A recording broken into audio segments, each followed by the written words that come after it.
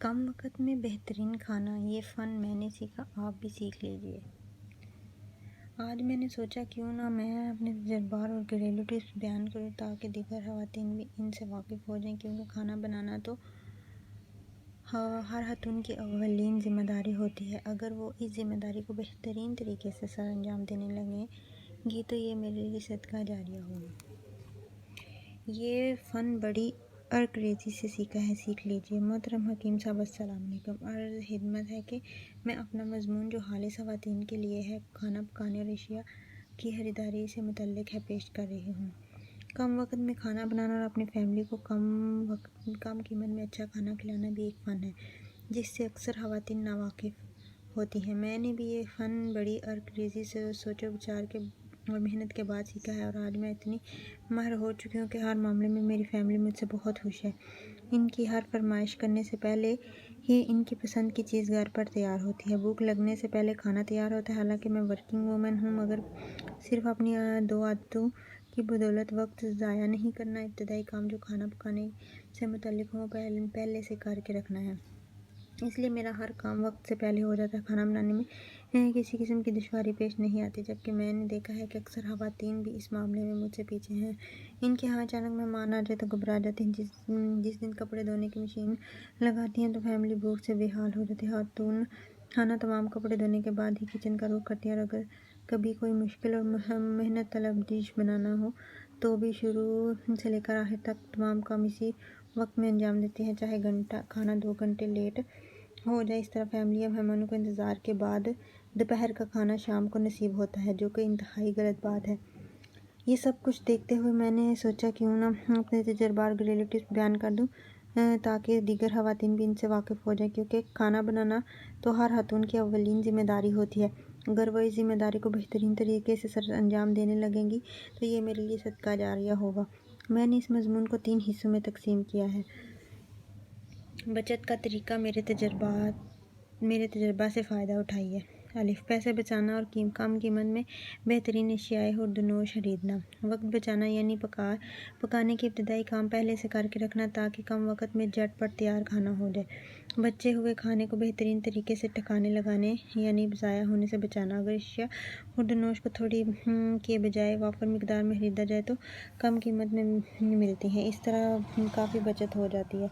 मसलन अगर आप 1 पाव खरीदें सब्ज़ी तो महंगी होगी निस्बतन 1 किलो, और ये सब्ज़ी भी अगर आप इस सब्ज़ी फरोश से लेंगे जिसके पास सिर्फ 1 या 2 आइटम वाफर मिकदार में हो तो सस्ती मिलेगी, क्योंकि इसने खुद इतनी मिकदार में कम रेट पर ली होगी। लेकिन अगर आप इस सब्ज़ी फरोश से लेंगे जिसके पास 2 किलो काफ़ी सारी सब्ज़ियाँ मौजूद हों तो कम कीमत में नहीं देगा, क्योंकि थोड़ी मिकदार में खुद ज़्यादा पैसे देकर लाया है। दूसरे, अगर आप मार्केट जाकर मंडी जाकर ये चीज़ें खरीदेंगी तो भी कम कीमत में मिलेंगी, बजाय इसके कि आप घर के दरवाज़ा पर खड़े होकर ठेले वाले से खरीदें। इसके अलावा जब जिस सब्ज़ी या फल का सीज़न हो, रूज पर हो, वो सस्ती मिलती हैं, और जिन नई मार्केट में हो वो महंगी मिलती हैं। लिहाजा आप वही सब्ज़ियाँ और फल खरीदें जो कम कीमत हों और मौसमी हों, क्योंकि ये कुदरत का कानून है कि इनमें मौसम के मुताबिक तमाम मदनियात नमकियात मौजूद होते हैं जो सलाहियत के लिए नहायत ज़रूरी हैं।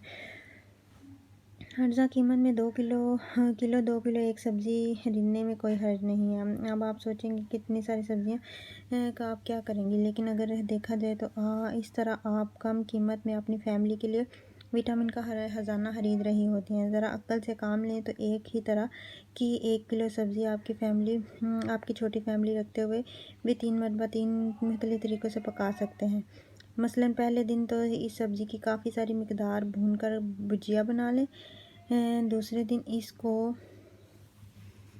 थोड़े गोश्त में मिलाकर शोरबे वाला सालन बना लें। तीसरे दिन इस सब्ज़ी की कड़ी बना लें या दाल में मिलाकर फ्राई कर लें। इस तरह कम कीमत में फैमिली को 3 दिन मुख्तलिफ जायके खाने को मिलेंगे।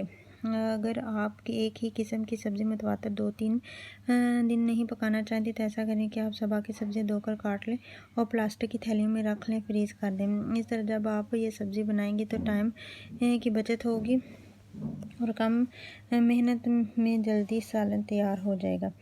लौकी, तोरी, टिंडे, बैंगन के साथ ये किया जा सकता है। अगर पत्तों वाली सब्जियां, मसल पालक, मेथी पालक वगैरह, तो भी इन्हें फ्रीज़ करने में आप इन्हें धोकर छलनी में डाल दें, फिर काट कर प्लास्टिक के लिफाफों में डिब्बों में पैक करके फ्रीज़ कर दें। बाद ख़वातीन समझते हैं कि फ्रीज़र में सब्जियां गल जाती हैं, काम की नहीं रहती, हालांकि ऐसा नहीं है, मगर सब्जियां को फ्रीज़ करने से पहले इन्हें धोना और काटना ज़रूरी होता है।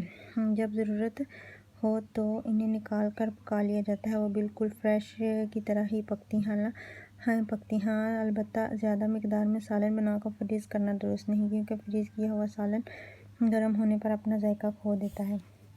सब्ज़ी खरीदने का एक तरीका ये भी है कि आप सब्ज़ी फरोश से मुख्तलिफ सब्जियों के रेट पूछना शुरू कर दें। जिन सब्जियों के रेट एक जैसे हों, 2-3 किस्म की सब्जियां बाहम मिलाकर तलवा लें, और इस तरह सब्ज़ी वाला जो सब्ज़ी पाव के रेट में महंगी दे रहा है, वो किलो के रेट में सस्ती देगा। मसलन मटर 20 रुपये पाव और किलो 60 के मिल रहे हों, तो भिंडियाँ 20 रुपये की पाव और किलो 60 की हों, तो मटर भिंडियाँ बाहम मिलाकर 1 किलो तलवा लें तो 60 रुपये में दोनों तरह की सब्जियां मिल जाएंगी।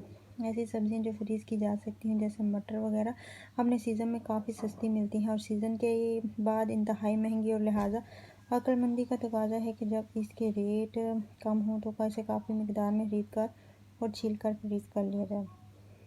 ये बड़े काम की चीज़ है। अगर फ्रीज़र में कबाब बनाकर रखे होंगे तो मटर भी मौजूद होंगे तो बनाकर बताएं, आने वाले मेहमानों से बआसानी निपटा जा सकता है, क्योंकि मटर चावल का पुलाव बआसानी बन जाता है, और साथ में रायता और कबाब भी हों तो सलाद बना दी जाए, तो ये खाना हर एक को पसंद आता है।